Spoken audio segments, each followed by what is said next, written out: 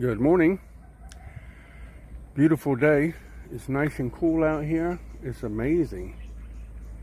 Definitely cooler than normal. There's a tiny breeze and humidity's gone down. Feels like winter's coming. Anyway,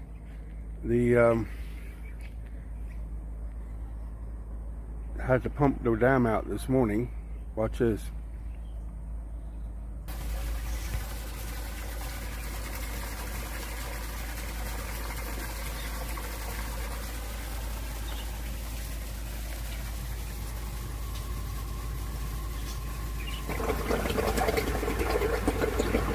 Little bit worrying, but not bad.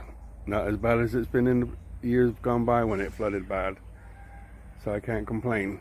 Fingers crossed. I think today's the 5th. So each day that goes by, about another 2 weeks, it'll start going down properly. Fingers crossed. Have a good one. Buckets of blessings. Have a great day. Rivers of peace, joy, and kindness. All the very best, guys.